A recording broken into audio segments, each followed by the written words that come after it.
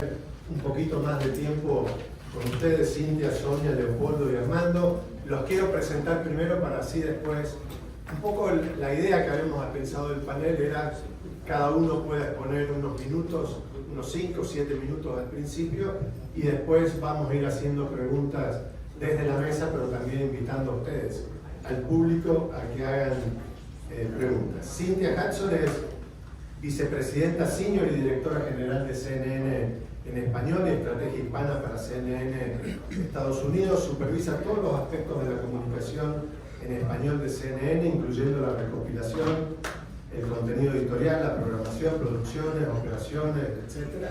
La verdad que siempre está totalmente con mucho trabajo en la cadena, que incluye obviamente el sitio también cnne.com y CNN en español radio.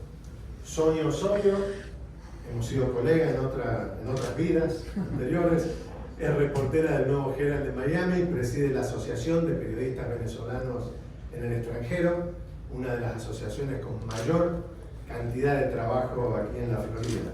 Es periodista de larga trayectoria en medios de Latinoamérica y en Estados Unidos. Es egresada de la Universidad Central de Venezuela en Comunicación Social. Leopoldo Gómez es presidente de Noticias de Univisión, recibió el Premio Nacional de Periodismo de México en 2 ocasiones, el Premio Rey de España y el Premio Ondas Iberoamericano de Radio y Televisión. Es graduado de la George Washington University, también tiene una maestría y un doctorado en Ciencias Políticas y Gobierno. Armando Varela, ya al final de la mesa, se nos cae casi en la calle, al lado de la ventana, es director ejecutivo en La Opinión de Los Ángeles, California.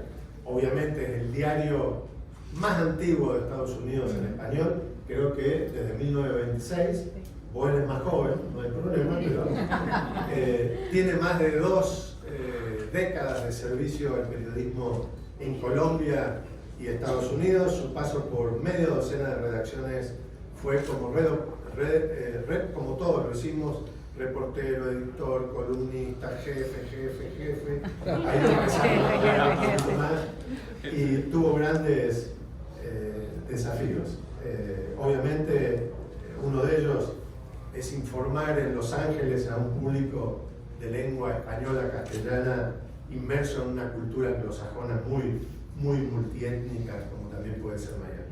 Así que muchísimas gracias a todos ustedes por participar, y lamento que Alejandro Alvarado es el director de la Escuela de Maestría en Español, de Periodismo en Español de Florida International University, no nos pudo acompañar, pero seguramente lo tendremos a él en otra oportunidad.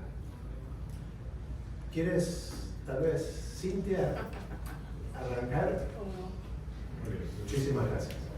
Bueno, yo quería comenzar, primero, gracias, y decirles algo que se les olvida y que yo se lo recuerdo mucho a mis colegas de CNN continuamente, y es que en este continente se hablaba español 100 años antes de que apareciera el primer peregrino en Plymouth Rock.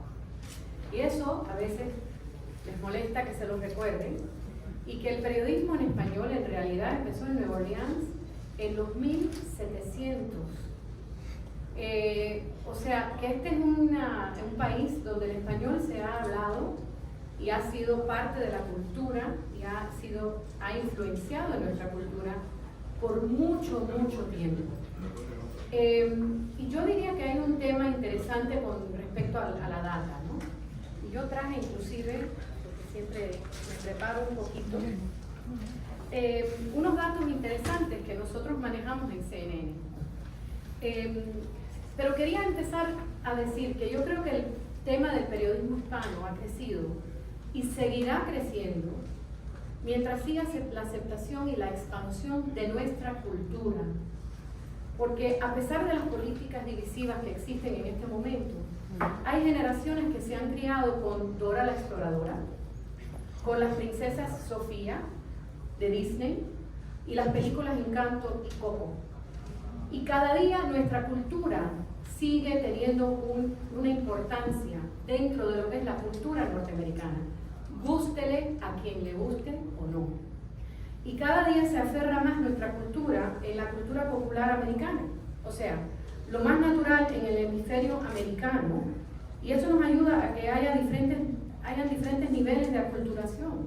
Y eso es uno de los puntos que me gusta tratar de enfatizar con nuestros periodistas y con mis colegas del lado de CNN Internacional y de CNN.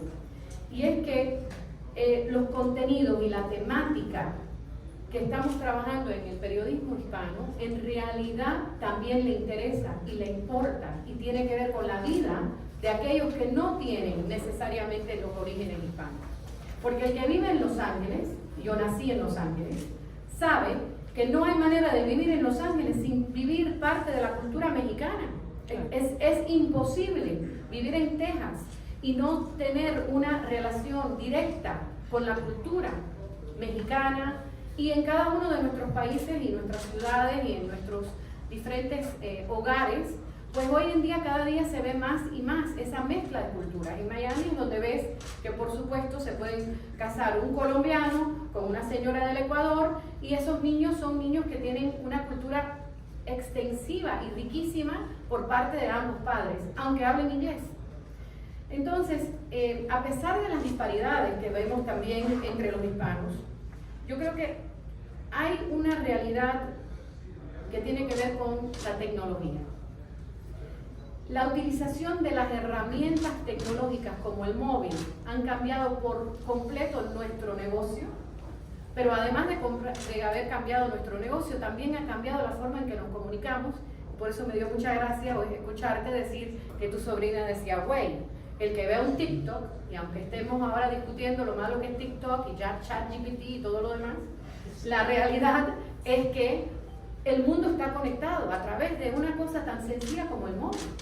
Entonces, yo creo que esta conversación es mucho más profunda. Y solo quiero hablar de algo que me dio mucho gusto poderlo presentar hace poco. En el 2020, el Hispanic Market Report encontró que hay 5 categorías para entender la diversidad de los latinos en Estados Unidos. Uno de los cuales es americano, los que se consideran americanos.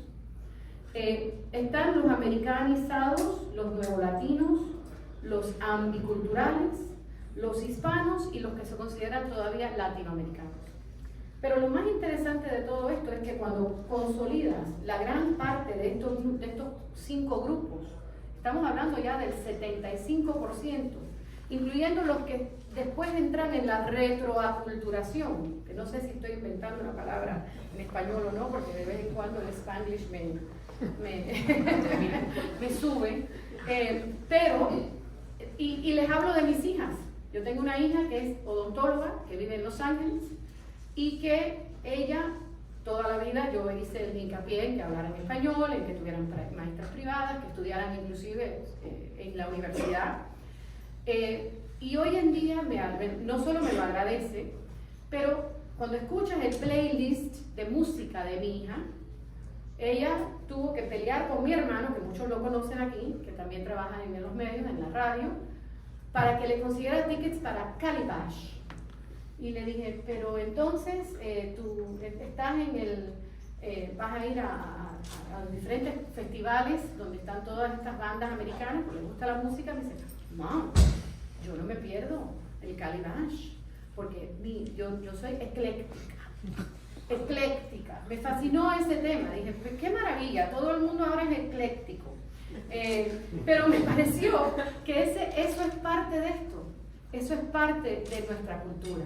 El poder tomar lo mejor de cada parte de nuestra cultura, ya sea la materna española, ya sea la del país de origen, y poderlo unir todo en este nuevo mundo que estamos viviendo como periodistas, y que como periodistas tenemos que saber cómo buscar que estas personas que, a pesar del nivel de español, ya sea perfecto, ya sea un español que están tratando de mantener como parte de su cultura, cómo buscar que ellos estén con nosotros, cómo buscar que ellos busquen y consideren que nuestros contenidos son importantes. Entonces, quería simplemente dar este pequeño resumen de lo que considero una gran oportunidad y que el futuro de nuestro trabajo no es solo porque lleguen nuevas migraciones, sino que porque las que también están aquí siguen sintiéndose muy felices dentro de lo que es la cultura original y lo que es esa nueva cultura que se está creando por la gran diversidad de todas nuestras culturas latinas, de nuestro idioma, y que esa evolución de la cultura y del idioma es parte de nuestra obligación. Así que gracias, Ricardo.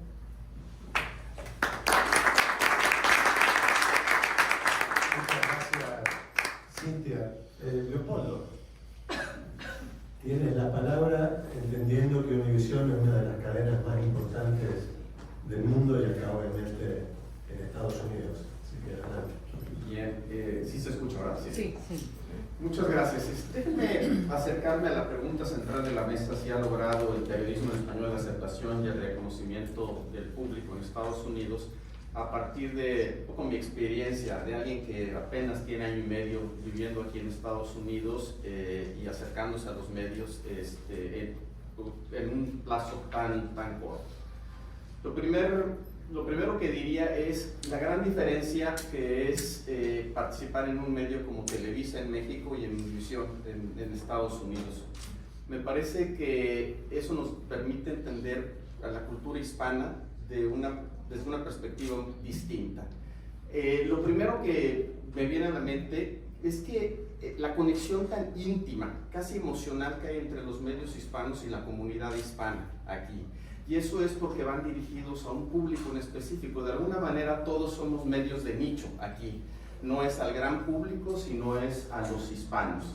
En el caso de México vas a toda la población mexicana. Aquí es un subgrupo del total de la población que vive en Estados Unidos. Hay una vocación en muchos de los medios hispanos de servicio. Muchos de los que trabajan en los medios hispanos son inmigrantes ellos mismos o provienen de familias de inmigrantes. O sea, esa vocación de servicio al inmigrante que es muy característica, y cuando tú llegas aquí lo ves y lo sientes. Y eso también explica esa conexión emocional, digo, tan íntima que hay entre la audiencia y el medio. Estoy hablando del caso de Univision, pero es extensivo a casi todos los medios, yo diría, de habla hispana. Segundo comentario que tiene que ver con esa conexión tan íntima es el grado de confianza que hay en los medios de habla hispana. Sabemos que en Estados Unidos, por cierto, en otras partes del mundo también, pero en Estados Unidos de manera clara hay una crisis de confianza en los medios. Las últimas encuestas establecen que más o menos solo el 30% de la población confía en los medios en Estados Unidos, y es una tendencia que viene hacia la baja de manera drástica en los últimos, digamos, 15 años. Eso no es el caso con los medios hispanos. Los medios hispanos mantienen niveles de confianza más altos que el general de los medios en Estados Unidos. Insisto, creo que tiene que ver con esa conexión que hay con la audiencia, esa vocación de servicio, es ser parte de una comunidad.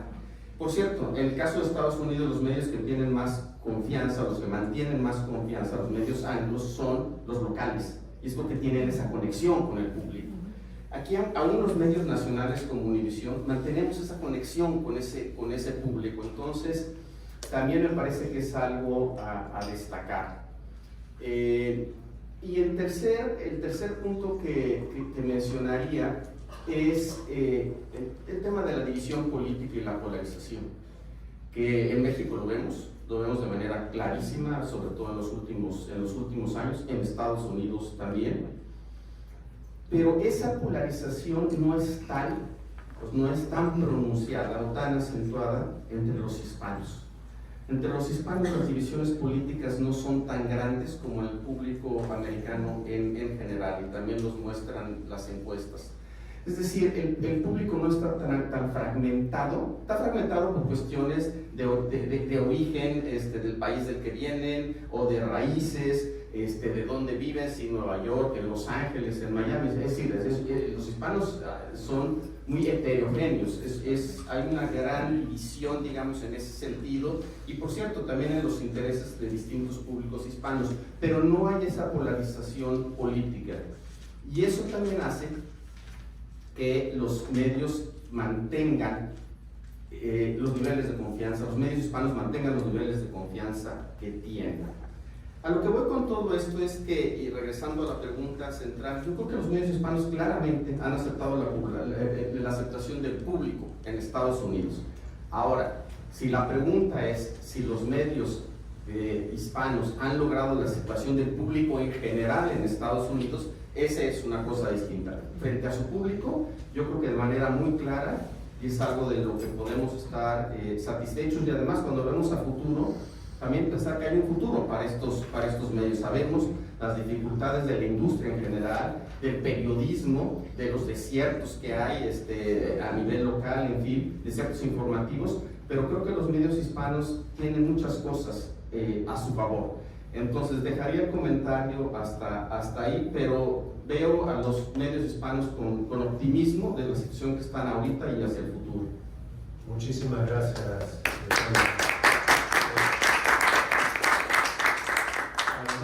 Armando y Sonia, hemos dejado a las grandes cadenas de importante calidad multinacionales como son CNN y Univision, entramos a la prensa gráfica, que ahí creo que estamos en otro terreno, un poco diferente. ¿Por qué no nos cuenta primero, Armando, un poco los desafíos y las oportunidades, tanto para la opinión como así para todos los medios que ustedes a través de Intimedia, y yo sé que ustedes también la parte de entretenimiento, deportes y todo a través de las páginas de internet, no solamente el periodismo puro en la opinión? Bueno, gracias Ricardo, gracias al CID, gracias a la Asociación de Periodistas de país. Respondiendo a la inquietud del seminario, hemos logrado, es un término difícil, reconocimiento con respecto a aquello, pero digamos que teniendo en cuenta la larga trayectoria de medios como La Opinión, que como bien decías están acá desde 1926, pues sí se ha recorrido un camino muy largo de casi 100 años en que las audiencias nos escuchen, en hacer parte de la vida y del diario vivir pues, de las audiencias. Pero claro, la era digital ha puesto todo patas arriba.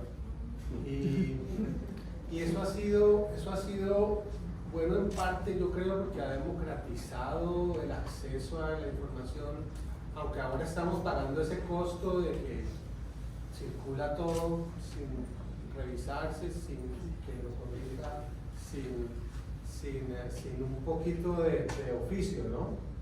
Pero sí puedo decir que somos marcas reconocidas.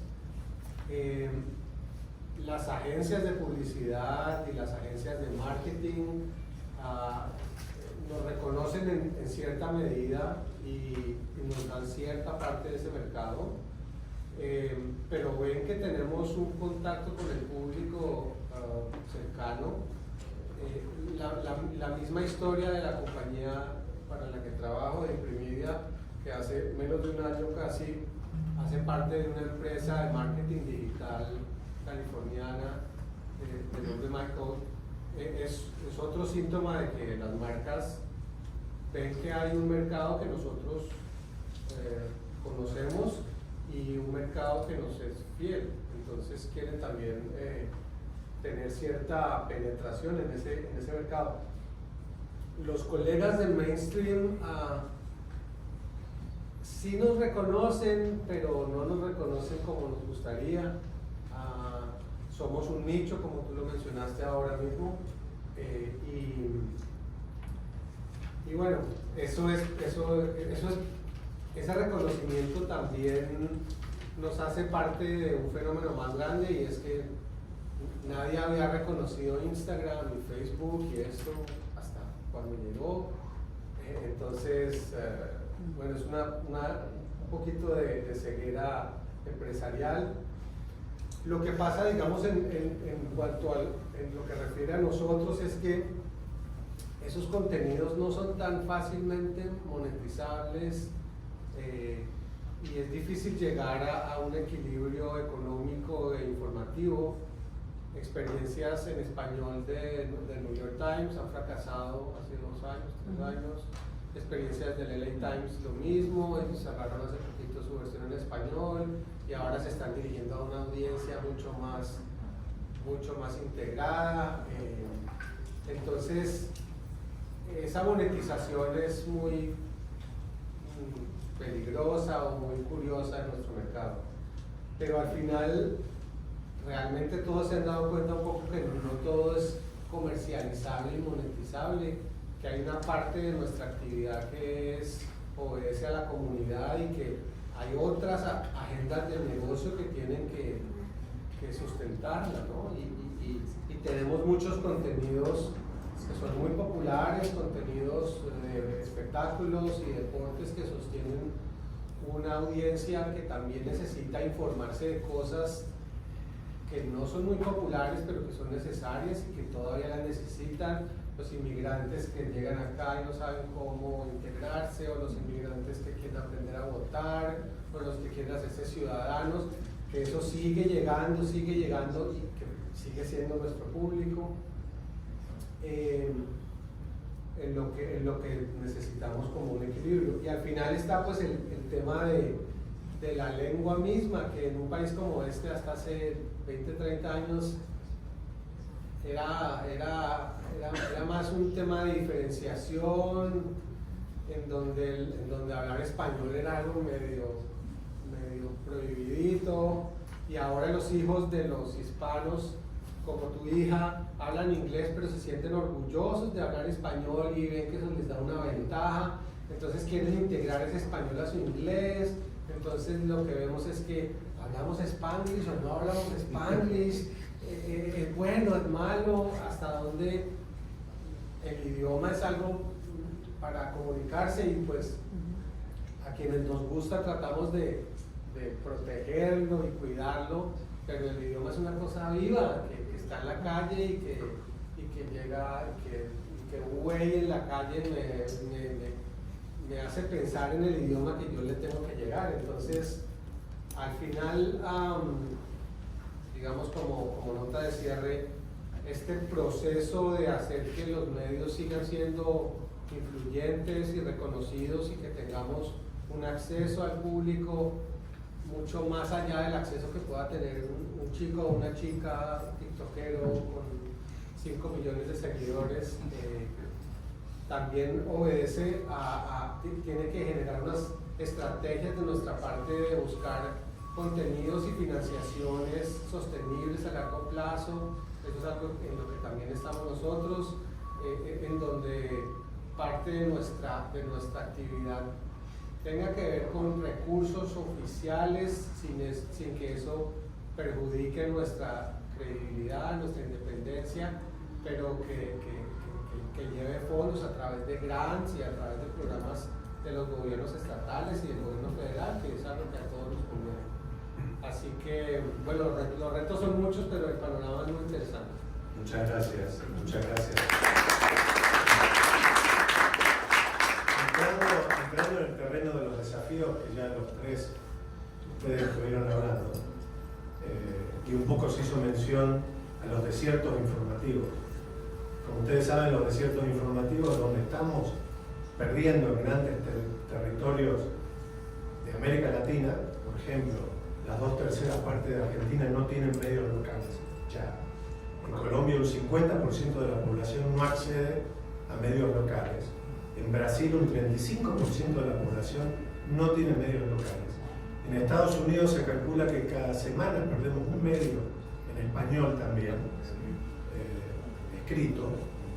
Es decir, las arenas de los desiertos están avanzando sobre nosotros.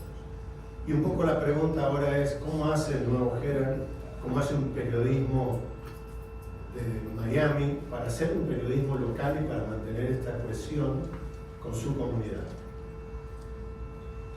Hola, buenos días. Primero darle las gracias a la Asociación de Prensa de Cádiz y a la Sociedad Interamericana de Prensa por la invitación, y quiero también, aprovechando que tenemos colegas aquí de Nicaragua y de Guatemala, expresar mi solidaridad con ellos en vista de esta brutal persecución y agresión que están teniendo de parte de sus respectivos gobiernos. Dicho esto, el diario El Nuevo Herald, que además somos el único medio en español del grupo McClatchy, son 30 medios, eso nos da una responsabilidad mayor todavía con la comunidad hispana. Lo que estamos haciendo es profundizar el acercamiento con la comunidad hispana. Hacemos encuestas sobre qué quieren, qué contenido es lo que les interesa. Nos acercamos a esa comunidad para escucharlos en reuniones que sostenemos de viva voz, qué otras coberturas requieren, cómo estamos haciendo nosotros nuestra cobertura con respecto a esa comunidad hispana y cómo podemos mejorar.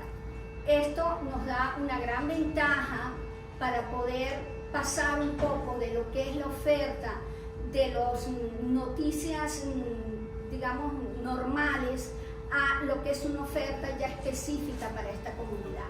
Y de hecho, McClatchy como tal ha lanzado recientemente una iniciativa precisamente para esta comunidad a nivel nacional, esta comunidad hispana, que se llama Acceso USA, y es solamente noticias locales en cada uno de estos estados relacionadas con la comunidad hispana. Y es una forma de todo tipo, de finanzas, de política, de inmigración, de ciencia, en muchas áreas que precisamente por este tipo de acercamiento descubrimos qué es lo que requieren. Pero además de eso, en el caso del Nuevo Herald, mantenemos también el ayudar a preservar sus costumbres, sus valores y sus vínculos con sus respectivos países, sobre todo en Miami, donde tenemos un crisol de nacionalidades de la región, y es muy importante para esas comunidades, las cubanas, las colombianas, las caribeñas y las centroamericanas y obviamente las sudamericanas, mantener ese vínculo noticioso desde el punto de vista del periódico, de lo que pasa en sus países. Y eso es un poco lo que estamos haciendo, además de, obviamente, agilizar el proceso digital, aun cuando mantenemos, obviamente, la versión impresa, porque ese es un mercado que ya tenemos cautivo, pero también adecuándonos a toda esta nueva revolución que hay en la industria periodística desde ese punto de vista. Muy bien, muchísimas gracias. Más allá de lo que sé que cada uno quiere exponer algunas cosas que realmente le importan y creo que son importantes, quisiera empezar ahora en la mesa en algunas preguntitas. Por esto que se ha hablado de la confianza, la reducción de la confianza en los medios en general, tal vez en los hispanos no tanto, el periodismo de nicho, y hay algo que a veces a los públicos les concierne un poco, que tiene que ver con el activismo dentro del periodismo. Y el aumentar la polarización política, o si los medios desandamos el tema de la polarización para crear una sociedad menos política, o si las redes sociales nos están contaminando los medios, ¿cómo estamos lidiando dentro de los medios a veces con este tipo de tendencias de periodismo que se ponen a favor de algo más que de los criterios editoriales de los medios? Sé que es medio complicado el tema, pero creo que es lo que a veces las audiencias hablan, de que tal periodista o tal gente o tal medio está detrás de una causa política en específico. Para que también podamos hablar de la calidad de los contenidos y lo que hacemos. Así que, Cintia, te dejo esa pregunta. Y después, la papa caliente. La papa.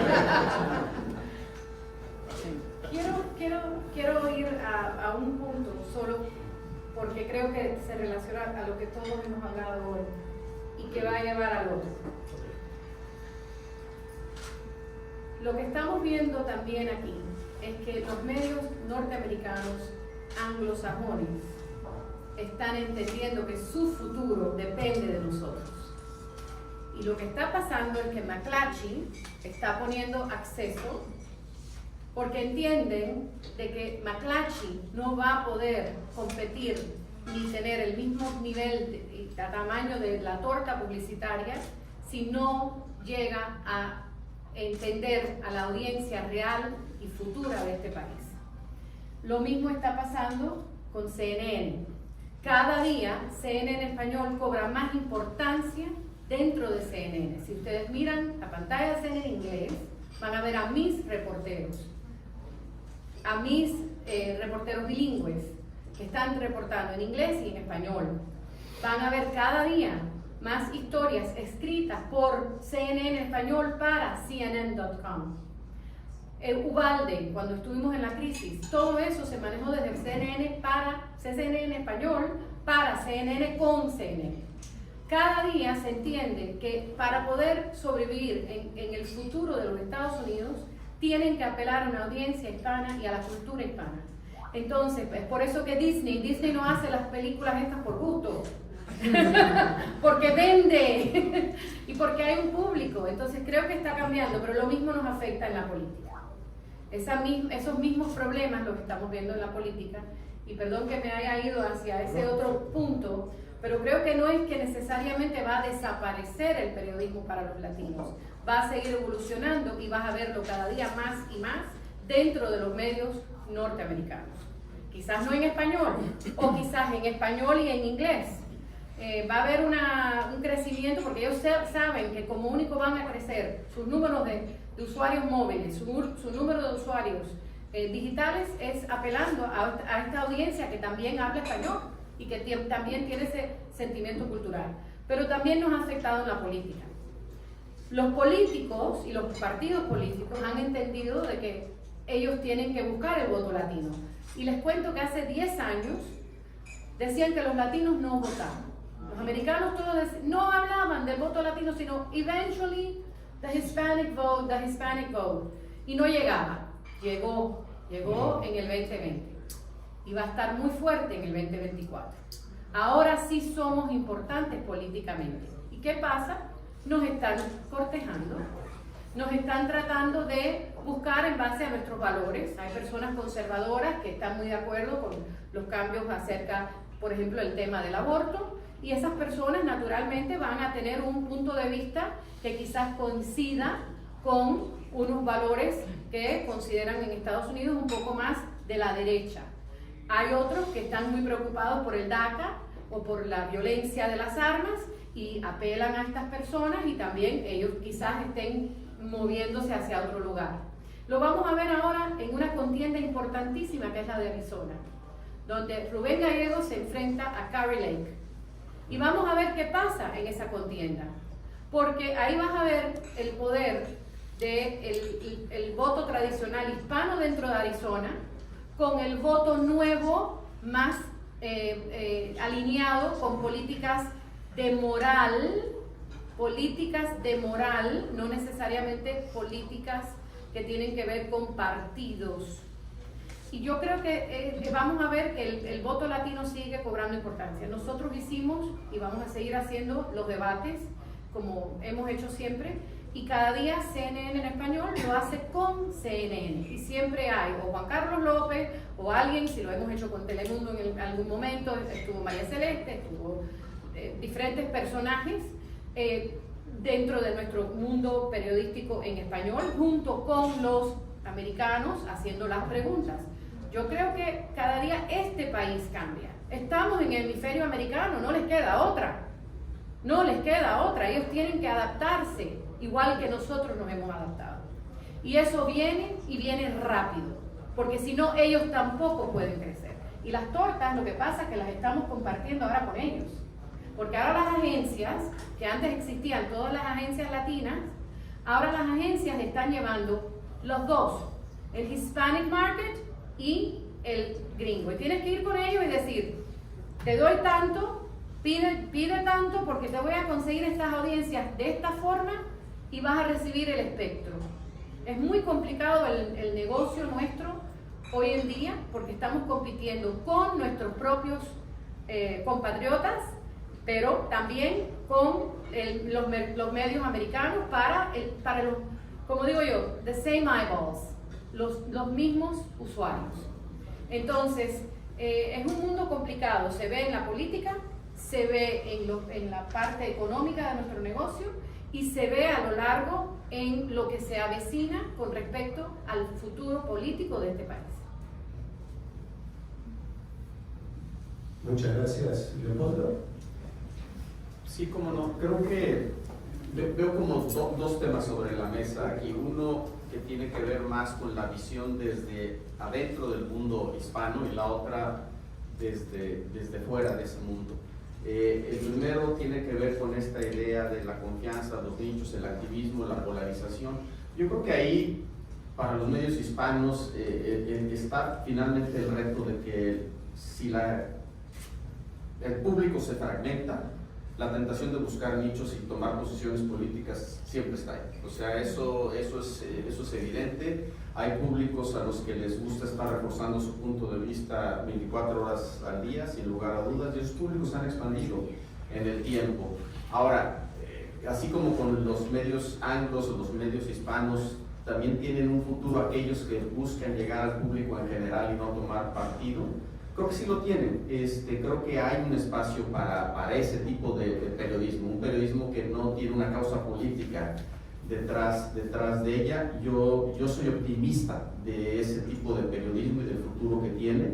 Creo que sin ese periodismo se pierde, digamos, un centro para discutir los temas de manera racional y compartir siquiera una discusión sobre los mismos hechos. Se pierde ya la perspectiva no solo de opiniones, sino factual.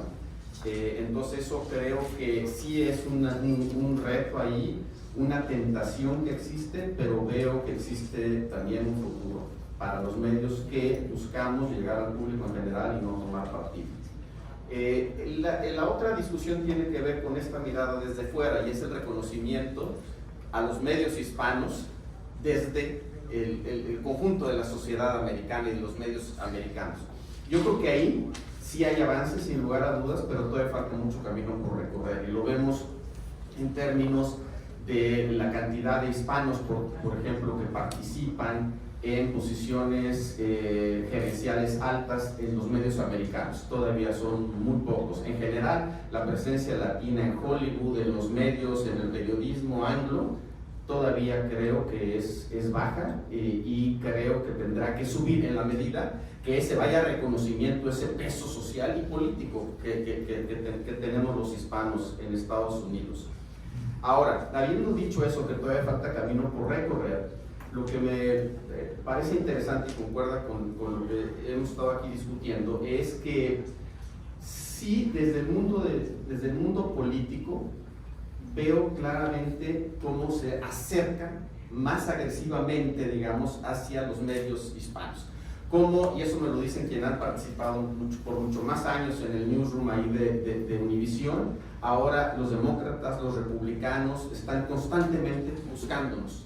Como también desde los medios convencionales, las grandes cadenas nos buscan para ver si queremos ser parte de los debates que va a haber, los debates presidenciales. ¿Por qué? Porque saben que los políticos y ellos mismos quieren llegar a ese público que cada vez tiene más peso. Entonces, falta camino por recorrer, sí, pero creo que cada vez se abre más paso, digamos, más espacio para recorrer. Sí, como decía Cintia, el hecho de que haya 40 millones de hispanos dispuestos a votar realmente claro, es una cifra que no puede pasar desapercibida. Claro. Antes de pasar a Armando, te quiero preguntar, Leopoldo, hubo una similitud en cierto momento entre México y Estados Unidos. El México de ahora, el Estados Unidos de Trump y el México de AMLO. ¿Cómo manejó Televisa, siendo ustedes una empresa justamente binacional, digamos? Univisión con Trump, Televisa con AMLO, ante la vociferación, las exageraciones, etcétera, en contra del periodismo, muchas veces afectando a periodistas de Televisa, en el caso de ustedes, afectando a periodistas de Univisión, aquí en la época de Trump o también de CNN o tantos medios. ¿Sí? ¿Cómo manejaron el criterio editorial de una cadena y la otra ante dos hechos muy parecidos? AMLO, que está en las antípodas de la política de Trump, pero sin embargo eran totalmente iguales cuando critican el periodismo y a los medios. Sí, yo creo que hay similitudes, sin lugar a dudas. Esta posición adversarial respecto a los medios de ambos presidentes, creo que en el caso de López Obrador va en aumento. Eso, conforme pasa el tiempo, esa confrontación con los medios se da de manera más decidida. En el caso de Televisa, y puedo hablar más de eso que de esta parte de lo que hizo Univisión con Trump, porque no me tocó a mí, pero en el caso de Televisa, incluso se toman posiciones editoriales dentro de los noticiarios cuando el presidente se refiere a Televisa en términos que factualmente son incorrectos, que no son ciertos. Entonces ahí se toma una posición editorial y se establece. Pero es institucional más que personal, digamos. Yo lo que entiendo de Trump y Univisión aquí es que hubo esa confrontación muy centrada en la persona de Jorge Ramos, claramente por el estilo periodístico de él. También institucionalmente sé que se tomaron posiciones respecto de lo que decía Trump sobre sus periodistas, los periodistas de Univisión. Entonces yo creo que es bastante parecido el trato que se les da. Ahora, yo creo que también a partir del 6 de enero y de la insurrección, ahí cambian un poco las cosas aquí. Es decir, en el caso de López Obrador, no ha habido un evento de esa magnitud, tan agresivo, tan polarizante, tan visible. Más lo que hay es estas conferencias mañaneras en las que cotidianamente ataca a la prensa y es más por goteo, digamos. Aquí al final, sí, Trump criticaba a los medios y se confrontaba con los medios convencionales, pero después hubo esta explosión, ¿no? Fue una detonación nuclear, y ahí sí, lo que sé, por ejemplo, es que el caso de Univisión, como otras cadenas, en algún momento incluso decidieron bajar un discurso que estaba dando cuando estaba al aire. Eso no ha pasado en el caso de México, pero porque no ha habido este evento así de grande, ¿no?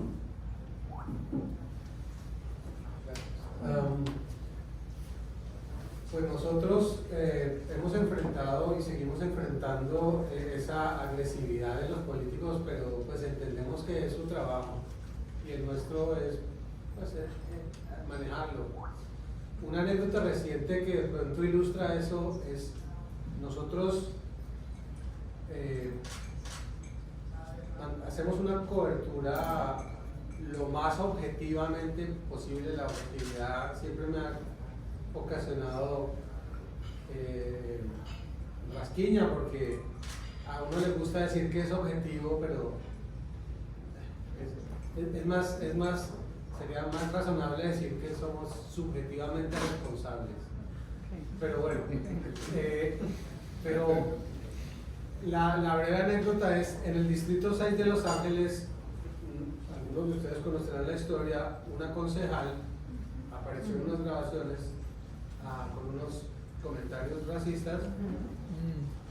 En sus comentarios involucró a otros concejales y a todos les tocó renunciar o están arrinconados.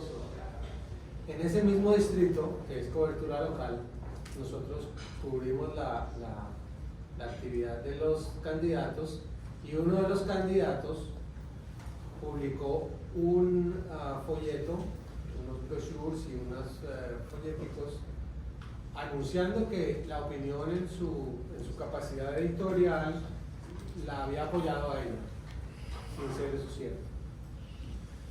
Eso ya es el colmo de la agresividad, es decir, se robaron nuestro nombre y publicaron el nombre nuestro que la gente en el Distrito 6 y otros distritos de Los Ángeles conoce, respeta y dice, bueno, si la opinión lo apoyó, votemos por ella. Ahora pasó al runoff con otra candidata y pues estamos viendo que ya no solamente se trata de ataques de lado y lado, sino que los políticos están llegando a extremos en donde pues sus agencias de publicidad al final deciden si toman la decisión, toman el camino de pedir permiso o pedir perdón. Que me parece grave, pues, pero me parece parte del ejercicio nuestro de así que al final seguimos con contenidos locales, seguimos con contenidos que informan a la gente no solamente de lo que les gusta y de lo que quieren oír, sino de lo que al final les conviene o les puede convenir. Entonces, en ese juego de que a veces les damos como el remedio con cuchara, me parece que está ahí un poquito nuestro camino y también los complacemos en otras áreas, pero no todo puede ser remedio ni todo puede ser juego. Es un poquito. Muchas gracias. Quiero pasar ahora al terreno un poquito de lo que nos pueden contar cada uno de ustedes, y empezando por ti, Sonia, sobre el tema de los desafíos de los medios a futuro. Y podemos hablar, pueden centrarse en cómo seguir generando atención de nuestras audiencias, que es tal vez lo más difícil. ¿Cómo están haciendo ustedes en los medios para tener audiencias, para retener audiencias, que tal vez es lo más difícil, ante una sociedad totalmente competitiva en tantas otras formas de comunicación, desde Netflix a lo que se imaginen? Y los desafíos que también representa a futuro, tal vez, la inteligencia artificial. ¿Están ustedes como medios ya imbuidos de estos temas que se nos vienen arriba?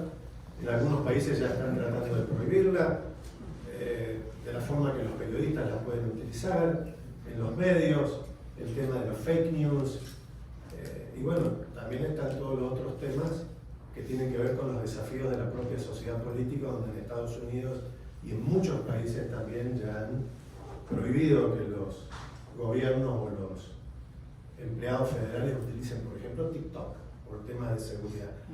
En ese tema también con Sonia, por ser justamente el tema de la seguridad y el tema de tu asociación, que albergan a periodistas aquí en Estados Unidos, ¿cómo es el tema de la visualización de los medios, también del nuevo Herald, sobre el tema de seguridad? Han matado 2 periodistas hace pocos meses en Estados Unidos, uno también en Las Vegas, por una investigación periodística, y recientemente en Orlando, por un discapacitado mental que mató a los periodistas para tratar de matar a otras personas también. Es evidente que en Estados Unidos, donde también asesinan periodistas, tengamos en cuenta temas de seguridad. Sonia. En los 2 periódicos se empezaron a tomar medidas de seguridad con todo el personal a raíz de las protestas que se generaron durante el 2020. Fue toda una estrategia no solo de suministrarnos implementos para protegernos físicamente, sino también estrategias de comunicación, estrategias de tener una cadena, de saber dónde estaba cada uno de los periodistas, si pasaba cierto tiempo, reportarse, saber qué estaba haciendo, si había algún tipo de inseguridad en el lugar donde se estaba prestando esa cobertura. Y yo como periodista latinoamericana eso me impactó un poco, puesto que estamos acostumbrados en América Latina a tener este tipo de situación, ¿no? Por ejemplo, cuando la represión que se intensificó en Venezuela en el 2013-14, que comenzó precisamente con la prensa, convirtiendo a los manifestantes de la prensa en el objetivo militar, todos estábamos así. Era impresionante andar con un casco, andar con un chaleco antibala. Entonces, imaginarte no llegar a esos extremos así, pero tener medidas similares aquí y en Miami era realmente impresionante, pero funcionaba, era necesario. Y lo que decía Ricardo, pues fíjense lo que ha pasado. El último caso fue en Orlando, Un periodista que no estaba cubriendo ni siquiera una protesta, estaba cubriendo un suceso y la persona sospechosa regresó al lugar y le disparó y lo mató. Entonces es fundamental que esas medidas de seguridad se mantengan y constantemente se actualicen, no importa en qué ciudad se encuentra, no importa cuál es la cobertura que se está haciendo. En cuanto a lo que decías de cuáles son los desafíos de los medios, y en el caso específico nuestro, el desafío es mantenerse obviamente frente a estos cambios, fortalecerse frente a estos cambios de la industria periodística, y como había mencionado inicialmente, parte de esta estrategia es profundizar el periodismo digital, porque sí, se mantiene la audiencia todavía en impreso, pero todos sabemos cuál ha sido el impacto de las redes sociales, el impacto de tener una información que muchas veces no está confirmada, pero vuela por todas las redes. Y a veces tú tienes una exclusiva y cuando ya la vas a publicar, confirmado todo, alguien que lo siguen 100.000 personas, soltó un pedacito y ya hasta ahí llegó la información, la gente se queda con eso. Y el desafío de nosotros como medio es precisamente tratar de fortalecer, de tener estrategias y mecanismos para poder captar o mantener ya las audiencias o el público que ya tenemos. Desde ese punto de vista, todo el grupo McClatchy está en un proceso de gradual pero constante de digitalizar todo lo que es el procedimiento y todo lo que son contenidos, obviamente tener mejores contenidos para la audiencia, en el caso que nos compete ahora, que es la audiencia hispana. Sí. Escuchándote, saqué el teléfono porque nosotros tenemos un WhatsApp que es el Security Team. Y yo vivo las 24 horas sabiendo quién está mirando a mi equipo en todas partes de las Américas y en Europa y en el Medio Oriente. Por supuesto que CNN en español fuera de Estados Unidos corre peligro todos los días. Mis equipos viven en países donde nuestro reportero de Nicaragua tuvo que salir corriendo. Cada X tiempo tengo que sacar a María Hernández de Venezuela, traerla a Estados Unidos, que las aguas se calmen. Inclusive yo podría probablemente, sin poderlo probar completamente, decir que en un momento dado, cuando fui a Venezuela a pelear que nos iban a sacar la señal, regresé envenenada. Y estuve hospitalizada. Y no fue por casualidad. Pero al igual que les cuento esto, les puedo decir que encontramos una situación donde la política latinoamericana per se, igual que la americana, es una política polarizada por completo. Desafortunadamente el péndulo nunca para en el medio. Si nosotros como ciudadanos, y tenemos una responsabilidad tremenda con el periodismo de explicarle al público, a nuestro público, que ese caudillismo que heredamos, a nuestros queridos españoles, no lo hemos podido soltar. Y ese caudillismo significa que todos esperamos que otro nos solucione el problema. Y ojalá que este nuevo populista, ya sea de izquierda o ya sea de derecha, sea el gran Mesías que me va a resolver el problema y no voy a tener que pensarlo mucho. Y no voy a tener que ir a la urna. Y no voy a tener que comprometerme con la política. Sin esa responsabilidad y ese compromiso no existe una democracia y no puede existir el periodismo libre. Hablando de esta famosa Carta de los Derechos, nuestra responsabilidad es insistir en que nuestros lectores, nuestros usuarios entiendan su gran responsabilidad por mantener la democracia y por mantener ese periodismo que tanto les interesa. En el caso de que te diría, el desafío número 1, el de la seguridad es importantísimo. Nosotros en México tenemos una inversión muy importante, tenemos una gran parte de nuestra plantilla en México, Argentina, Colombia, y en cada uno de esos países, pero en particular en México es el país donde más periodistas son no solo hostigados, pero asesinados todos los años. Es una cosa espantosa. Inclusive nuestra periodista Carmen Aristegui fue una de las que, porque son muchos, bueno, pues decidieron que iban a estar grabando sus teléfonos, interviniendo, mandándole trolls. O sea, todas esas cosas pasan. La seguridad absolutamente es un problema serio para mis periodistas. En Estados Unidos, inclusive, ya lo vieron cuando Omar Jiménez, cubriendo las protestas de Black Lives Matter, fue arrestado en la plena calle simplemente por hacer su trabajo como periodista de CNN. Yo creo que el periodismo sufre en este momento por esa polarización.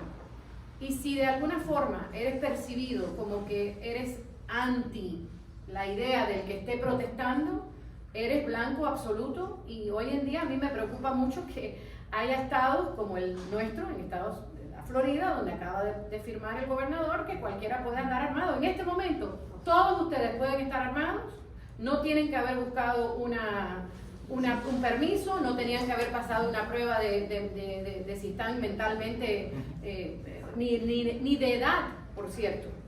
Y nosotros aquí somos víctimas de cualquier loco que le dé la gana, y además no es ni siquiera con una pistola, es con una ametralladora de Fuerzas Armadas, donde no solo muero yo, morimos todos. Entonces es una cosa de crisis, el problema del peligro personal. Hay otro tema que me parece que es muy importante y es un tema que tiene que ver con el tema digital, pero yo lo veo como una gran oportunidad. Nosotros hicimos un cambio muy grande y me costó porque en estas empresas burocráticas poder cambiar la dirección de un barco a veces toma tiempo. Y una de las cosas que hice fue decirles que no íbamos a producir más para los programas. Yo no produzco, no existe en mi reunión de la mañana el concepto de esta historia se está produciendo para el programa de las 6 de la tarde o las 9 de la noche. Nosotros trabajamos todo para Publish First, directo. Empecemos a trabajar con Publish First. Los productores les toca tener que ver cómo ellos van a utilizar ese material para su programa, pero nosotros tenemos que informar a la audiencia de inmediato. Entonces hay una filosofía que se ha cambiado en CNN, que inclusive ahora nos están copiando en la otra parte, que me encanta cuando pasan esas cosas, porque a veces eso me da mucho gusto de que ellos vean que se puede trabajar, no hace falta un equipo diferente digital, porque esa era la forma, este es mi equipo periodístico y ahí está el digital. No, en CNN en español somos un solo equipo y trabajamos todos juntos y se trabaja todo para Publish First, porque si no, no vamos a llegar, no puedo competir. Entonces yo creo que tenemos una realidad de los cambios tecnológicos de los cuales tendremos que adaptarnos, porque cuando decían que iba a desaparecer las revistas, las que pudieron adaptarse siguen, y hay momentos en que uno quiere la revista en la mano. Y lo mismo pasó con la televisión y la radio no desapareció, evolucionó, nos tocará a todos evolucionar. No me da tanto miedo la tecnología, pero sí les quiero hacer un solo tema sobre el chat GPT. Porque yo sí creo que ahí hay una amenaza de la inteligencia artificial tremenda. Hace unos días, en España, fue el cumpleaños del presidente José María Aznar, el expresidente de España. Su hijo Alonso le hizo un homenaje maravilloso, divertido, graciosísimo. Cuando terminó, en esa reunión donde estaban algunos amigos míos, que después me lo contaron anoche en una cena, Alonso dijo, por cierto, lo que yo les acabo este homenaje que le acabo de hacer a mi padre, yo le di una serie de palabras al ChatGPT y fue todo escrito por el ChatGPT. O sea que el homenaje de su cumpleaños fue escrito por el ChatGPT y todos estaban maravillados y por supuesto se convirtió eso en una conversación acerca de wow. Y el novio de mi hija lo hizo para el brindis de la boda de su hermano. Yo estaba horrorizada.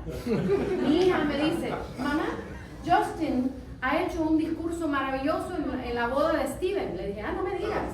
Dice, y lo escribió ChatGPT. Entonces, creo que tenemos varios desafíos, nunca van a terminar. Uno, para el caso nuestro, es definitivamente el de la seguridad, que es muy triste y es un resultado directo de las malas políticas de nuestros países. Es absolutamente un resultado directo de la política de nuestros países. El segundo desafío es el saber evolucionar y poderlo hacer rápidamente. Y no dejar que la gente se quede aferrada a yo siempre lo he hecho de esta manera y siempre fue así. Esas son las personas que las tenemos que mover del lugar porque si no nos van a destruir el negocio. Y tercero, creo que hay hay realmente un problema para nosotros de verdad estudiarlo y estamos empezando con este proceso del ChatGPT y cómo vamos a trabajar con la inteligencia artificial para poder asegurarnos de que no se utilice para cosas muy, muy funestas, peligrosas y todo lo demás. Así que, perdón que me demoré. No, muchas gracias. Después de Leopoldo y de Armando, vamos a las preguntas de ustedes, así que vayan preparando. Peguen fuerte a los periodistas. Bien, en el tema de la seguridad, suscribo lo que aquí se ha dicho, y más viniendo de México, es un tema con el que lamentablemente hemos tenido que vivir en muchos de los países de la región y también en Estados Unidos de alguna manera, aunque en un grado distinto, mucho menos extendido ciertamente de lo que se vive todos los días en México. Me refiero más al tema del desafío de mantener la audiencia, porque en efecto ahora hay muchísimas opciones. Ya no se compite, Univision no compite con Telemundo, compite también con Netflix, con Disney Plus, es decir, ya la competencia es mucho más amplia y para mantener la audiencia yo creo que se requiere primero mejor información sobre la audiencia. Eso creo que a mí me impresiona que todavía yo me hago muchas preguntas cuando revisamos los ratings para las que no hay respuesta. La verdad es que la información es bastante imperfecta. Creo que la inteligencia artificial, al menos a mí me entusiasma enormemente, sé los retos que plantea, pero vamos a poder conocer a nuestras audiencias extraordinariamente bien. Es decir, esos programas te podrán analizar la audiencia mucho mejor que lo que podemos hacer yo y mi equipo en el newsroom, ¿no? Creo que eso ofrece. Ahora, yo creo que para mantener la audiencia, primero tienes que intentar distintas vías para llegar a ella. Es decir, es lo que estamos haciendo. Uno es los canales de broadcasting, que es lo que tenemos. Hace un año Univision lanzó su canal de 24 horas de noticias de streaming, en donde el discurso es distinto, la narrativa que es distinta, es esencialmente la misma información porque es la que hay, pero se cuenta de una manera distinta. Estamos llegando a un público más joven, más bilingüe, a través de ViX, que es la plataforma por la que se ve el canal de 24 horas de noticias. Después están todas las iniciativas que hacemos a través de las redes sociales y del mundo digital. Es decir, hay que ir probando distintas vías para llegar a esa audiencia. Una audiencia que, por cierto, está evolucionando y, entre otras cosas, cada vez se vuelve más bilingüe, ¿no? Y eso es lo que nos entusiasma mucho del canal de streaming. Y también creo que tienes que ofrecer algo distinto de lo que encuentra la gente. Si la gente, en efecto, a lo largo del día se está informando y cuando llegan a ver tus noticiarios, esencialmente ya conocen la información, pero creo que muchas veces no saben qué hacer con esa información, y lo que nosotros podemos proveer son valores de producción distintos, muy superiores. Podemos proveer contexto, podemos darle legitimidad, digamos, a la información que estamos dando, es decir, que fue curada por periodistas profesionales, y eso es el plus que nosotros podemos dar. Y creo que si hay un público, y un público grande, que busca eso, que busca información que sea confiable, que sea completa, que esté dada en el contexto que debe de ser. Incluso creo que la gente a veces ve los noticiarios para ver cómo se jerarquiza la información, ¿no? Entonces, bueno, si la están jerarquizando así, es que de las millones de cosas que vi el día de hoy, esto es lo más importante. Entonces sí creo que hay un espacio para los medios, digamos, tradicionales, y saben optar por distintas vías, si entienden bien a su audiencia y si se mantienen fiel al periodismo profesional. Bueno, para nosotros el crecimiento específicamente de Infremedia ha sido eso, ha sido buscar nuevas audiencias y buscar nuevos caminos, y me parece que con todo lo que se ha hecho, pues se ha logrado un muy buen resultado, algo que me parece admirable. Estamos en ese juego de buscar audiencias y también estamos entendiendo que las audiencias también están evolucionando en términos de idioma, en términos de educación, cada vez son un poco más educadas, pero también tenemos que tener cuidado de todos estar siguiendo el mismo blanco. O sea, yo recuerdo estar hablando con un gerente en Nueva York hace 20 años y me decía, pero no nos cuesta nada publicar todo en la web gratis, publiquémoslo. ¿Qué fue lo que pasó después? Que no sabemos cómo cobrarlo. Entonces, claro, no nos cuesta nada estar al segundo mirando quién llegó primero, pero lo que dices tú es cierto. ¿Será que es tan importante llegar primero en vez de llegar bien? Bueno, no creo. Entonces, también tenemos que mirarnos nosotros mismos y ver hasta dónde, no por estar siguiendo todos el mismo blanco, estamos siguiendo el blanco correcto. Y pausar un poco y decir, bueno, hay otra oportunidad de negocio con este otro tipo de información, o la oportunidad de negocio es el ChatGPT. El ChatGPT es peligroso, pero negarse al ChatGPT hoy en día es como hace 5 años negarse a Instagram. O sea, no vamos a sacar nada negándonos con eso. Muchas gracias. No hagan lo que pidió Cintia, no saquen las armas, sino las preguntas. Entonces, ahora sí tenemos. ¿Podemos pasar el micrófono?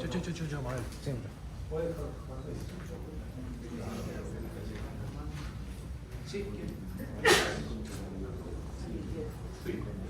En primer lugar, darle la bienvenida a quienes nos visitan a nuestra finca con semáforo, que es lo que es Mayagüez. No tenemos metro, no tenemos muchas cosas, ¿no? Pero bueno, aquí vivimos.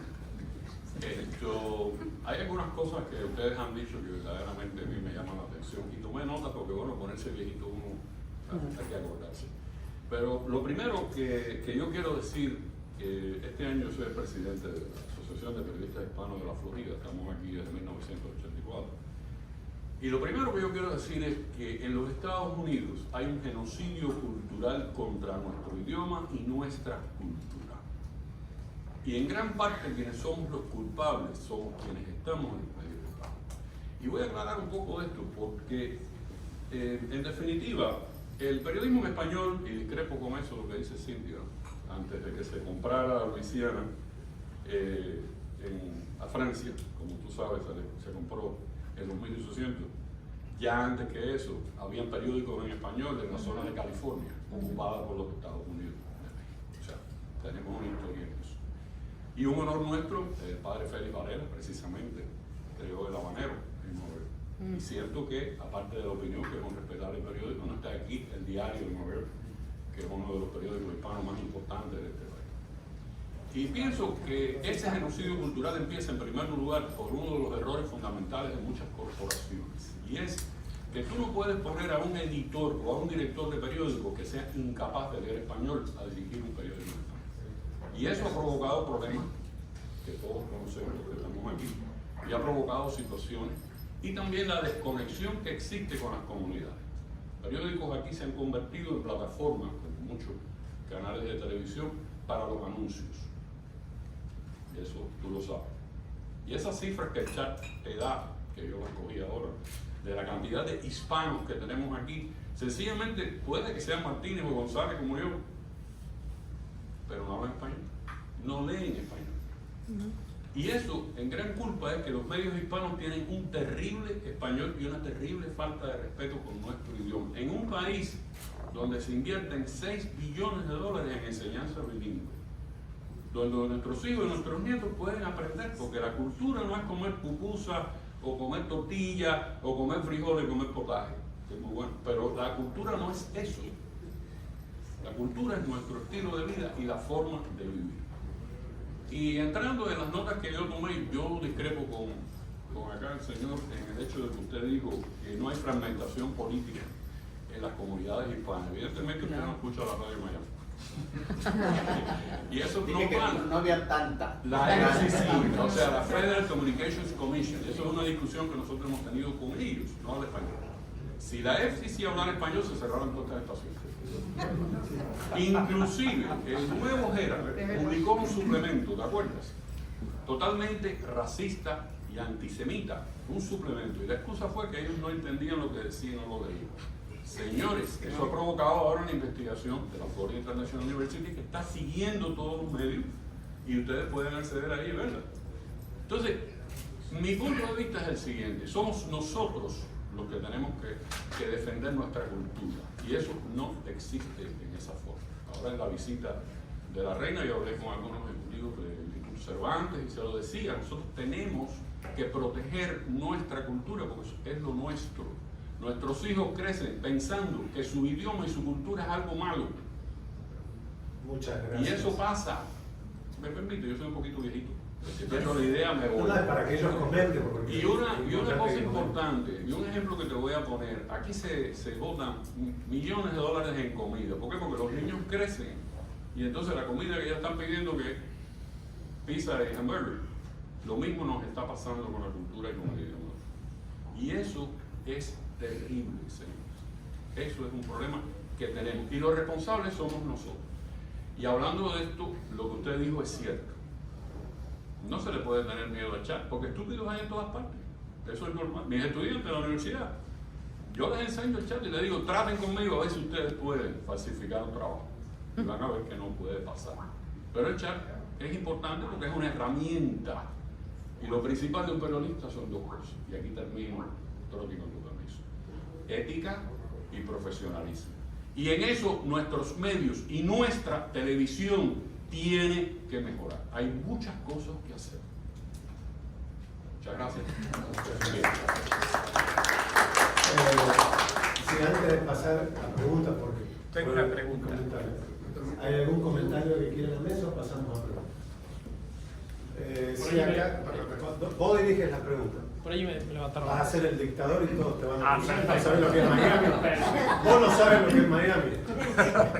Gracias, mi nombre es Benjamín de Yura, periodista también, y es un honor estar aquí con ustedes en el día de hoy. Yo quería hacer una pregunta, ¿no? Una intervención que tu pregunta, que es la siguiente. En el caso de la cobertura, por ejemplo, en la educación, me refiero a la educación en nivel de high school y evidentemente los colleges también. ¿Cómo ven ustedes, quién quiere asumir esta respuesta, ¿no? En el sentido de que ustedes consideran, cómo cubrirían ustedes el hecho de una clase normal, en un high school, por ejemplo? ¿Verían ustedes que hay un proceso de acaso de adoctrinamiento? ¿Lo verían allí? ¿Verían ustedes que la sociedad también está encaminada a un tipo de agenda en cuanto conocemos, por ejemplo, en cuanto a inclusive sexo, en una serie de situaciones que están viendo las escuelas, en cuanto a los libros, una serie de cosas que, digamos, en cuanto a las personas tradicionalmente hablando, que hemos visto nosotros, digamos, estamos en una serie de situaciones que a lo mejor son variantes, la gente las puede considerarlas evolucionistas, de algún tipo de consideraciones especiales, pero ¿cómo cubrirían, cómo lo verían ustedes como periodistas? En un momento, en una aula de clase, ¿existe o no adoctrinamiento? ¿Vamos encaminados nosotros en nuestra escuela, digamos, a un tipo de clases subjetivas, o digamos, que la gente no se dé cuenta, subliminales y dirigidas hacia que a los muchachos puedan tener un sentimiento tal vez, vamos a decir, inclinado hacia la izquierda, por ejemplo? Gracias. ¿Alguien que quiera responder? Son preguntas. Pues, la gente le preguntaba que en todas las sociedades hay algún tipo de adoctrinamiento siempre. Lo que parece ahora estar en juego mucho es el derecho de los padres a escoger la manera en que sus hijos van a ser criados y la influencia que puedan tener. Y pues la cobertura lo que trata es de poner en contexto qué es lo que la misma sociedad va entendiendo, desarrollando, aprendiendo, luchando en su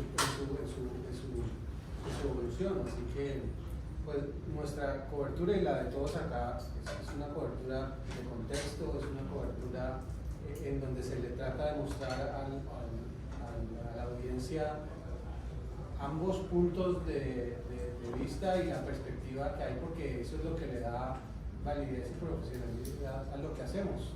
No es simplemente una opinión mía, sino es la opinión de ambas partes. Sí, Yo sí, puedo agregar- por favor.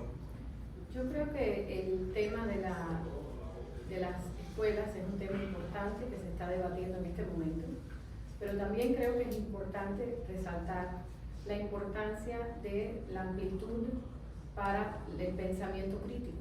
Y eso solamente se logra cuando uno está expuesto a diferentes puntos de vista y a diferentes ideas acerca de cómo es la humanidad. Pues cuando yo veo que van a sacar un libro de Anne Frank de las escuelas, o van a eliminar clásicos como To Kill a Mockingbird, o van a eliminar clásicos de la historia, que no vamos a mostrar la foto de una estatua de Miguel Ángel, porque de pronto el arte se va a sexualizar. Yo creo que tenemos un problema de la sociedad cuando llegamos a esos extremos. Entonces me parece que todo es válido. Es válida la pregunta de a qué edad yo quiero que mi hijo sea expuesto a algún tema. Y como padre, yo creo que lo bueno de este país es que uno puede escoger. Uno puede escoger dónde quiere enviar a su hijo al colegio, porque existen los charter schools, etc. Pero yo creo que el pensar que todo es un plan de un Estado secreto para adoctrinar, me parece que ya eso es un extremo. Creo que la realidad del mundo expone una serie de oportunidades para ver, aprender o negar alguna idea, algún concepto. Si no, perdemos la posibilidad del pensamiento crítico, que es absolutamente necesario para la evolución del ser humano. Buenos días, yo soy Tina Díaz. Quería primero que todo felicitar a todos ustedes como expositores. Y lo otro que quiero agradecerles, porque de verdad yo soy de Nicaragua, y en Nicaragua que hay un silencio brutal del régimen de Daniel Ortega. Los medios como ustedes han sido importantes, y me parece que cada día se vuelve más fundamental el trabajo de nosotros como periodistas ante las atrocidades y la desfachatez que cometen estos regímenes, de manera que yo creo que el periodismo en español aquí en los Estados Unidos cada día juega un rol importantísimo, porque aún, como lo decía Cintia, los medios que no conocen o que no siguen las noticias en español sí están ahí vigentes sobre lo que es noticias, y eso marca mucha diferencia. Es decir, que el periodismo en español, creo y espero que cada día siga cobrando más importancia. Tengo una pregunta. Mi nombre es Menchero. Soy un lector voraz, una persona muy curiosa. Yo consumo mucha información. Y al igual que todo el mundo aquí, leo en inglés y en español. Ahora, cuando quiero leer, cuando quiero conocimiento, ¿verdad? Y es algo intrínseco que mostraste tú, Cintia, cuando tú hablaste y usaste la palabra playlist.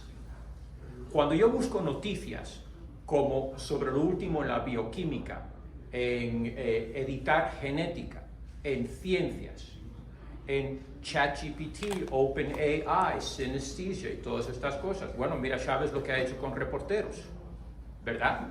Reporteros que no existen.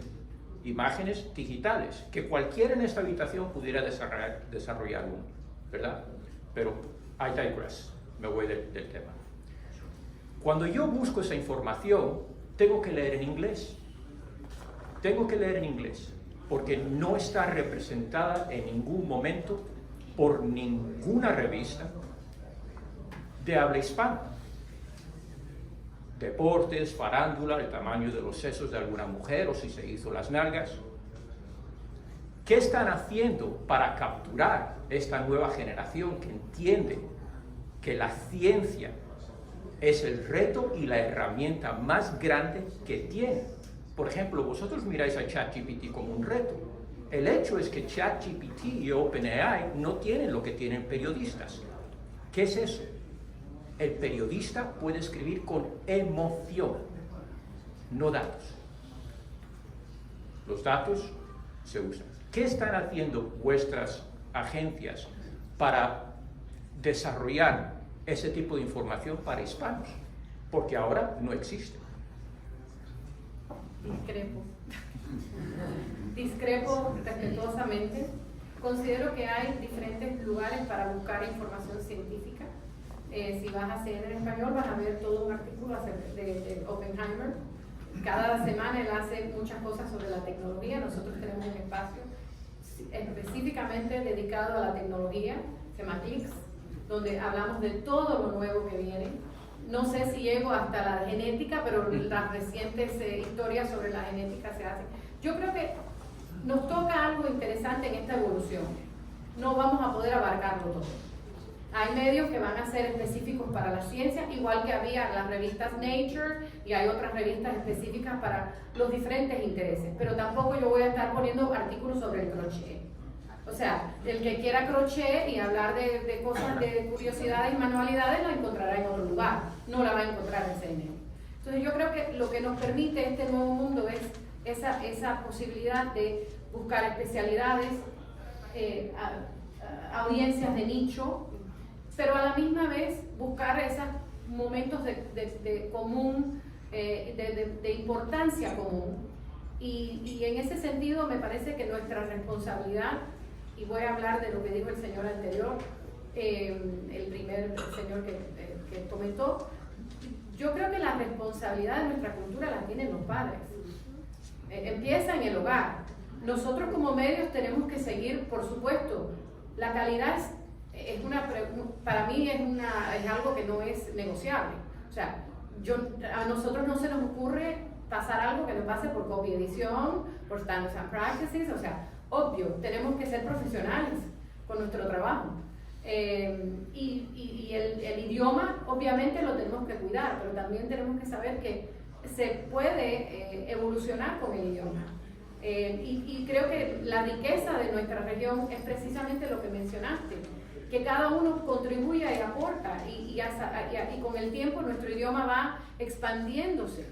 Entonces, creo que sí se puede encontrar, quizás no con esa especificidad dentro de que buscas un nicho en particular, no lo vas a encontrar en cada uno, pero creo que de que no exista, no estoy segura que sea verdad. No, Cintia, a lo que voy, por ejemplo, tú usaste la palabra playlist porque no tenías un dicho en español, como tu discografía.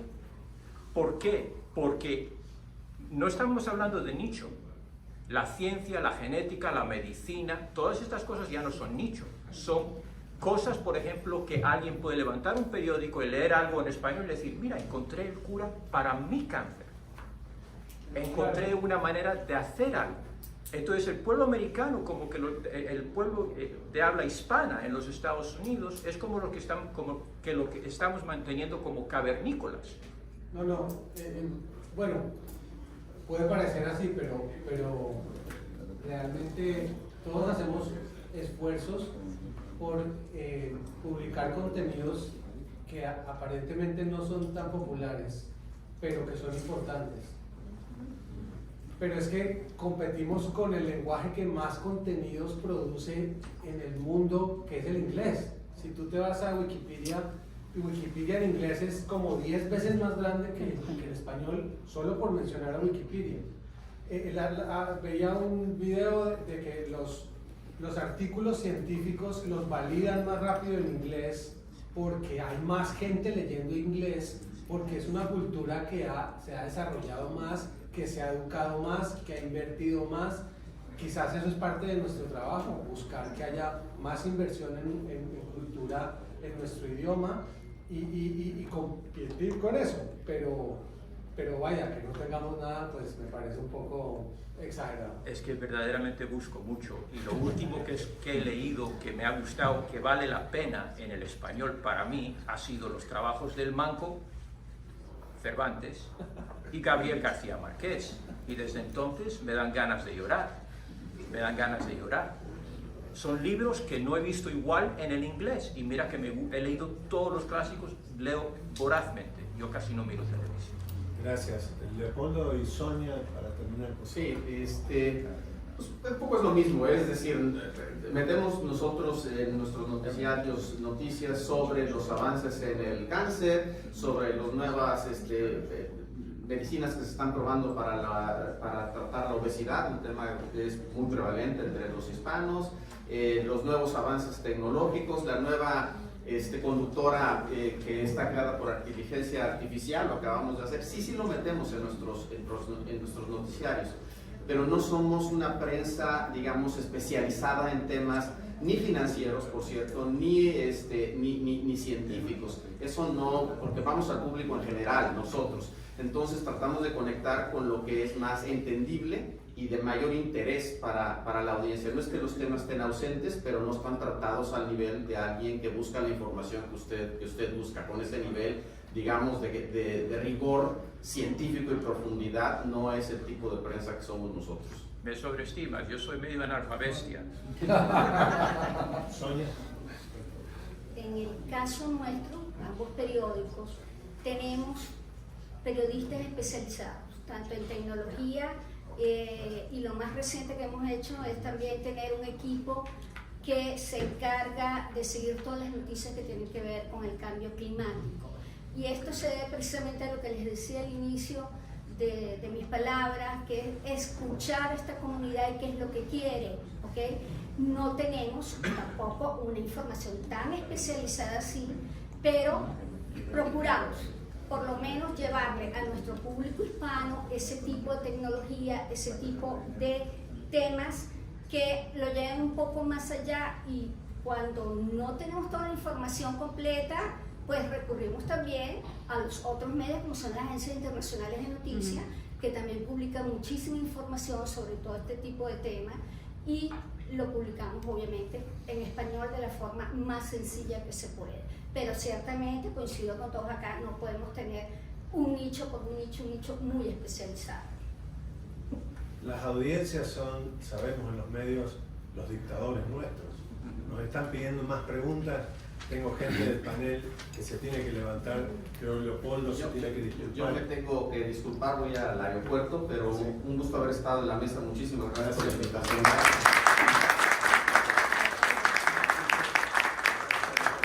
Seguimos un par de preguntas entonces, por favor. Hola, ¿qué tal? Quería hablar, como mencionó Ricardo, que la atención y la audiencia son los que determinan. Y yo soy reportero, trabajo tanto en inglés como en castellano, pero quería preguntar, hoy en día, con el tema de las redes sociales pidiendo atención y los formatos más cortos que se están usando, las historias más cortas, yo he pasado de hacer de reportero a hacer documentales. Entonces no sé si hay una clase media, hay espacio para la clase media periodística, es decir, las historias más a fondo, pero ni muy cortas ni muy largas. ¿Qué ha pasado en ese espacio de historias que son ni documentales ni flashes de videos o párrafos de redes sociales? ¿Hay alguna manera de cultivar eso, o se ha perdido de esa clase media periodística, o qué pasará con eso? Te cuento que nosotros hace poco tenemos un periodista excelente en Argentina que se llama Ignacio Grimaldi. Ignacio hizo una pieza de 8 minutos. Llegó la pieza, era acerca de un tema muy importante, y me mandaron el link, me dicen: Cintia, ¿qué hacemos con esta pieza de 8 minutos? Porque en digital no vamos a poner una pieza de 8 minutos, porque no va a funcionar, porque solo puede tener 1 minuto 30, máximo 2 minutos, y si queremos que nos miran bien en YouTube, 2:30, porque así nosotros, todo el rato. Entonces miré la pieza. La pieza era magnífica. Le dije, la pieza como tal, no solo la vamos a poner en digital, pero va también en el programa de Panorama Mundial. Y por cierto, al día siguiente, la historia que más usuarios vieron fue la pieza, y la terminaban de 8 minutos de Nacho. ¿Por qué le digo esto?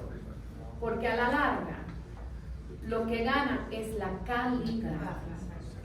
nosotros podemos estar todos compitiendo con la misma noticia del día, porque estamos todos, yo hago lo mismo que Sonia, yo hago lo mismo que mi colega, o sea, ponemos las mismas historias. Ahora, ¿cómo es que las presentamos para que el público y nuestros usuarios, voy a usar una frase un poco así miamense, se enganchen? O sea, que de verdad se sientan atraídos a ese contenido. Pues yo creo que ahí es donde viene el contexto, ahí es donde viene lo que le dicen en inglés el storytelling. Cómo nosotros buscamos a esos personajes que van a agregarle color, más profundidad, más amplitud a esa historia. Entonces creo que hay espacio para todo, hay que buscarlo, hay que insistir en eso, no creer solamente en las tendencias del millennial que viene y me dice, sí, ya, tiene un dedo. Y después me dicen, tenías la razón, wow, tenías la razón. Hay historias que a veces uno tiene que, ahí viene el olfato periodístico, ahí viene también el tema de ver y entender la calidad. Yo creo que hay espacio para todo y tenemos que probar. Adelante. Sí, mi pregunta, felicidades al panel, a todos. Leonardo Dávalo, Revista Complot. Quería realmente, justamente el tema que tú estabas tocando, Cintia, y preguntárselos a todos, es cómo el desafío de la calidad del contenido. Creo que tú lo acabas de decir, porque todos al fin y al cabo somos esclavos del rating de los algoritmos. Cuando vas a digital, ahora tienes que escribir como agencia de publicidad y no como periodista, porque te van a buscar en el universo digital. Entonces, ¿cómo? De verdad, yo creo que quizás a eso es lo que se refería el Señor, y es cómo realmente superar esa barrera del rating, o sea, no ser un esclavo de tu contenido sirva únicamente para alimentar esa masa que te pide determinado contenido. Y en digital, para mis colegas, amigos, cómo superar esa barrera de los algoritmos que lo tiene Netflix, que lo tiene todo, que en cuanto tú buscas una cosa te empiezan en social media, en las redes sociales, a mostrar el mismo contenido durante todo y te esclavizas a un tipo de contenido y nos vamos limitando tanto como lectores, como nos limitamos como productores de contenido, como creadores de contenido. Y ahí nuestra responsabilidad, hay una cantidad de contenidos que pasan por la mesa porque tú vas a decir, como el que acabas de referir, gracias a Dios que tú no lo hiciste. Pero ¿cuántas veces va a pasar? No, ese contenido mi audiencia no lo va a conseguir, no lo va a ver, o tu audiencia por el algoritmo no lo va a poder descubrir. ¿Cómo me dices? Porque estamos esclavizados por el Search Engine Optimization. Exactamente. Entonces, pero hay un truco que es importante, y aquí lo he peleado y lo he ganado. No siempre, porque probablemente 3 veces al día escribo algún email a alguien, porque no necesariamente están cumpliendo. Pero les voy a dar un truco. Voy a compartir secretos. Secretos. Mira, yo les he dicho a mi gente que no quiero que me escriban como una agencia. Yo no, para hacer AP, ese no es CNN. Nosotros tenemos que empezar a saber que nuestro trabajo es informar de una forma, de nuevo, que enganche. Entonces, ¿qué pasa? Aquí hay un tema que es un arte, que es etiquetar las historias para el SEO con esas palabras necesarias para que te funcione el algoritmo y para que la gente entre a ver tu historia y para que esa historia caiga dentro del top 10 dentro del Google Search. Entiendo eso. Pero no puedes escribir la historia con esas palabras. Esas palabras claves pueden existir en el texto, pero tú no puedes escribir simplemente que todo ocurre en el primer párrafo, porque entonces es la aburrición absoluta. Y el empobrecimiento. Y el empobrecimiento del idioma, se pierde el storytelling. Entonces yo tengo prohibido a que las historias me las estén escribiendo como si fuera una nota de AP. Y estamos tratando de escribir con contexto. Inclusive el otro día, y ahora no tengo el nombre de cuál específicamente fue el reportero, pero empezaron maravillosamente. La historia decía, tenía que ver con nuestra audiencia, por ejemplo, le encanta la ciencia. A la audiencia de CNN les encanta saber de la Luna, de Marte, de todo lo que tenga que ver con el concepto del espacio. Y estaban hablando sobre esto y empezaron de una forma poética, pero que ahí es donde hay que invertir. Tengo al chico, el brainiac, que se sienta al lado del escritor, y cuando él termina y va a la copia de edición, yo les digo, ahora miren esta historia y qué palabras hay que poner para el tag del SEO. Entonces es un trabajo doble, porque si tú esperas de que el texto de tu historia sea lo que te conlleve al SEO solamente, vas a perder. Entonces, para poder ganar tienes que hacer las dos cosas. Tienes que saber escribir bien, tienes que poder crear un enganche con esa historia, algo que llegue al corazón de la gente, que sea interesante, y arriba de eso, trabajar con tu gente digital para lo que es la parte técnica, de decir, para poder que esta historia aparezca en el top 5 o en el top 10, necesito jugar con ciertas palabras que son las que yo uso para etiquetar esa historia. Es complejo, se puede lograr, pero yo creo que lo otro es un poco demasiado fácil y creo que perdemos todos.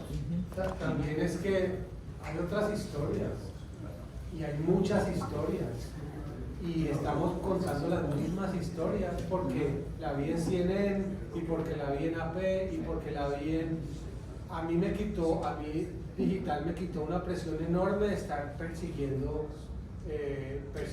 hits y persiguiendo cosas, y poder dedicarme a historias que me interesan a mí, que sé que le interesan, y que además sé que son relevantes para la comunidad que yo atiendo. O sea, cubrimos la Luna muchísimo más de lo que cubrimos el barrio o la ciudad.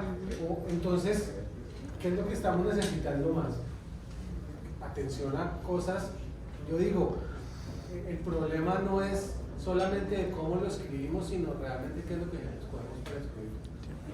Sonia. Nosotros aplicamos algo similar a CNN, pero además agregamos investigación, o sea, darle otro tipo de información, además de la que la gente busca, de la Luna, los sucesos, todo eso, los chismes de Shakira y todo eso. Procuramos y nos centramos mucho también en hacer trabajo de investigación, y sobre todo si son de temas locales. Y como ya les decía, no solo locales, sino también el ángulo de los países, de las personas que son nuestros lectores. Entonces, eso es una estrategia que nos ha funcionado para, ok, sí, somos un poco presos de los algoritmos, porque lamentablemente eso es lo que está pasando en este momento, pero vamos más allá, y es el trabajo de investigación, que es algo que nunca jamás un medio de comunicación debe dejar a un lado, por mucho periodismo digital que estemos en este momento. Muchas gracias, Armando, Cintia, Sonia y también a Leopoldo, que se fue. Yo me quedo, para terminar este panel, me quedo con algunas palabras que han dicho ellos, que tiene que ver muy especialmente con la relevancia del periodismo en español, y en realidad la relevancia del periodismo está atada totalmente a la calidad de los contenidos, está atado al periodismo de investigación, al periodismo de servicios, que también se habló aquí, al periodismo de soluciones, pero sobre todo creo que tiene que ver cómo el periodismo en español en Estados Unidos ayuda a seguir construyendo democracia, y ayuda de una forma que tal vez es imperceptible a los ojos o invisible a los ojos, como decía en el Principito, pero tiene que ver con la calidad de los contenidos y con aquello de que el periodismo no cubre noticias, sino que las descubre. Y a veces el trabajo que hacen los medios en español, tanto como La Opinión, el Nuevo Herald, CNN, en todo lo que cubre en toda América Latina, están descubriendo cosas que hacen que la gente hable y están creando agenda pública. Algo que a veces los medios terminamos de olvidar la importancia que tenemos. Siempre digo, los medios para ser importantes o el periodismo tienen que ser relevantes, útiles y que brinden servicio. Y creo que esta mesa ha hablado de estos medios al respecto. Así que muchísimas gracias.